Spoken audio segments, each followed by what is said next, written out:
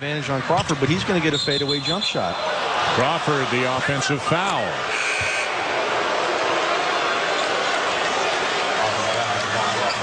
Second foul on Crawford. And Scott Skiles now going back with a small lineup. Stackhouse and Salmons along with Ilyasova and Jennings and Ridnour. And that coincides with Mike Woodson bringing Josh Smith and Al Horford back into the game. Going to be some interesting matchups here. Well, we've got Teague who's going to draw Jennings. We talked to Mike Woodson, said he might see that because of Jeff Teague's quickness. He'll be able to hang with Jennings. So Ilyasova at the center spot right now for the underman Bucks. Again, Andrew Bogut sitting on the bench. Broken hand, sprained wrist, dislocated elbow. Jennings. And Brandon Jennings with 11 already. Well, there's the switch. Al Horford and Teague switched. Jennings took his time, swung the ball, got it back, sized up Horford, brought him back, got a decent shot. Right, Jerry Stackhouse having to cover Josh Smith. Horford grabbed and finishes. If you're going to take the foul, take a foul. Never allow the man to even raise his arms. As Ilyasova grabs Horford, he's got the strength to go up and finish. Great lob pass there by Bibby, and the Hawks continue to pour it on the Deer. Our Verizon wireless game track. So many different weapons for Atlanta. Balanced scoring. Horford, Crawford, Johnson, Smith, all with at least 8.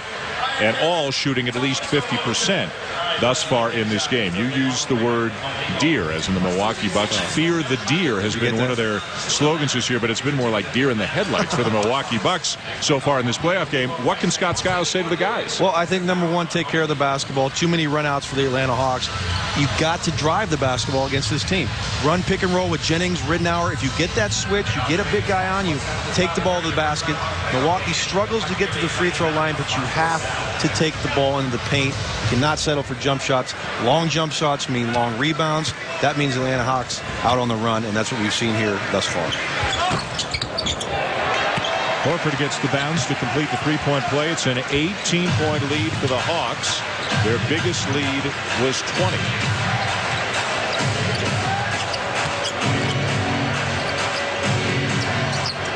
Ridnour driving on Bibby. Forced it up. Rebound Horford.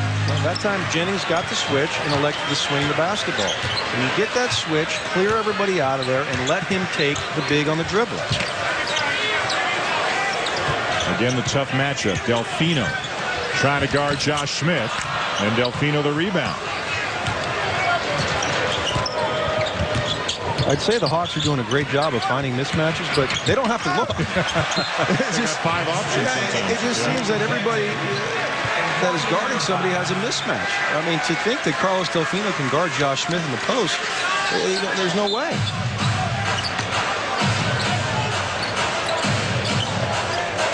Salmon struggling so far today. Pulls up over Smith, knocks this one down. Second field goal for John Salmons. Well, it's just a tough way to make a living. Shooting jump shots contested. You have no offensive rebounding positioning. Teague played all 48 minutes in the last regular season game against Cleveland when both teams rested a lot of their starters. 24 points and 15 assists for Teague in that game. Horford with a jump hook. And Jeff Teague, because of the presence of Brandon Jennings, and also what he did in that game, albeit against Cleveland's backups, he really opened up Mike Woodson's eyes a little bit. Well, I don't think he played 48 minutes all year up to that point. But yeah, he's got extreme quickness. Obviously learning the game here as a rookie point guard. But he's shown some ability throughout this season. Just very difficult to get him minutes with Mike Bibby and Jamal Crawford ahead of you. You got to know that the minutes are going to be few and far between. Yeah, he's the 10th man in what is a 9 or 10-man rotation for the Hawks. Joe Smith is the 9th guy, so they're not all that deep. There have been times when the bench has been terrific, and there have been times when the bench, other than Jamal Crawford, just hasn't given Mike Woodson a whole lot. Yeah, Maurice Evans has had his moments. Pachulia comes in. He's not going to give you big points, but a defensive presence. He can grab some boards. Joe Smith at times can come in on certain matchups, but it's not a real deep team. Jamal Crawford makes it a great bench. Atlanta did a great job protecting its home court this year, 34-7 here at Phillips Arena. Well, I like what Atlanta's doing. I mean, they are putting the ball in the post every single time down. And the difference is Milwaukee doesn't have that option. Atlanta can go to numerous guys to get great post-ups, to create double teams, to get offensive rebounds, and Milwaukee just simply doesn't have it, Dan. 20-second timeout for the Hawks as Mike Woodson diagrams the play with 5 on the shot clock. One-sided game thus far. If you're just joining us, Atlanta leading Milwaukee 49-31 here in the second quarter. 13 points for Al Horford. He's the high scorer in the game. Brandon Jennings leads Milwaukee with 11. The Bucks without the injured Andrew Bogut, of course, and they have really missed his presence in the middle. As JB has said often, mismatches at so many different spots for Atlanta. Don't know if that's the play that Mike Woodson drew up as Johnson misses the fadeaway baseline jumper. Well, Dan, we shouldn't be surprised with Atlanta having such success in the paint. They're number 5 in the NBA. They're number 1 in the Eastern Conference with points in the paint. As Al Horford erases the Jennings layup attempt. 7 to shoot. And today, 28 of 49 for Atlanta in the paint. Saved by Ilyasova, but out of bounds to Atlanta. Well, Horford, generally speaking, is an undersized center. But right now, with this small lineup Milwaukee's got in there, Ilyasova at the center spot. Horford's bigger and stronger. Yeah, absolutely. And he's showing me a little bit of his post-up game. Back to the basket. Loves to go to that left shoulder jump hook. You've got to force him to his right to that fadeaway jump shot, which he's not as comfortable as he is with that jump hook. He's putting up some big numbers. 13 points, 5 rebounds, and 3 blocks already for Horford. Draws the double team, kicks to Bibby, got Ridnour in the air, knocks it down. The beauty of having a post-up game that Milwaukee doesn't have. Create a double team. Ridnour comes in, has to run out to Mike Bibby, a simple pump fake, and he gets an easy wide-open 16-footer. Ilyasova having trouble with passes, too. That's about the third one that he has not been able to squeeze and has gone out of bounds. Well, and that's a bad angle, though. Ridnour's got to take that ball over to the wing to create an angle. Well, Mike Bibby did a good job of fighting. We go under 3 here in the first half, dominated by the Hawks.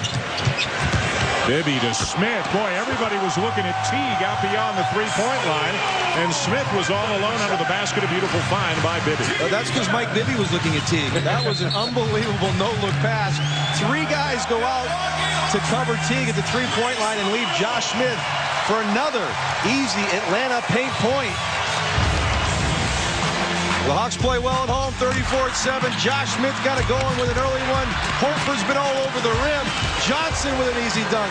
And the Hawks are rolling here in the Highlight Factory. Hawks leading 53-31 late in the first half. The NBA playoffs continue on ESPN tonight as Deron Williams and the Utah Jazz play Game 1 against Carmelo Anthony and the Denver Nuggets. What a series that should be. The game at 10:30 Eastern on ESPN and ESPN3.com. Also, they continue the playoffs too on ABC tomorrow. The scoring champion of the NBA, Kevin Durant, and Oklahoma City. Game 1 against Kobe Bryant and the Lakers. It all begins with GMCC, our NBA countdown at 2:30 p.m. Eastern time. Well, one of the big stories for the Bucks this year, the horrific fall of Andrew Bogut. Such a talented guy, the big center for Milwaukee, got caught on the rim, fell awkwardly, broke his hand, dislocated his elbow. He's with Rick Euclid. All right, thank you very much, Andrew. I'm seeing a cast and hardware. First of all, tell us how your arm is feeling. It's feeling a little better. It's going to be a long summer for me, rehab, but for the most part, it's just doing all right. And how are you feeling watching the Bucks right now? It's tough. It's tough knowing that we had a season that got better and better for us. And obviously I was a big part of that. Not to be out there tonight or for the rest of the season, it's demoralizing, but it's a part of athletics and a part of pro sports. You've been doing a lot of talking to the guys during the timeouts and during the course of the game. What are you trying to convey?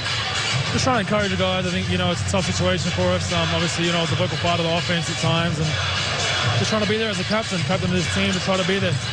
Is there one thing you can see that this team could be doing differently or needs to do to get back in this game and to have a chance in this series? Well, we have 2 assists so far for the game. So, we're not attacking the paint. We're not scoring in the paint, and they've got way too many paint points. They got about 30 points in the paint already. We need to limit those 2 things. Very good. Good luck with the rehab. Back to you, Dan. JB, I'm a little worried about your future here in the second half. He's breaking it down nice. We might get the big fella over here for a bit. Skiles had to say they had 2 assists.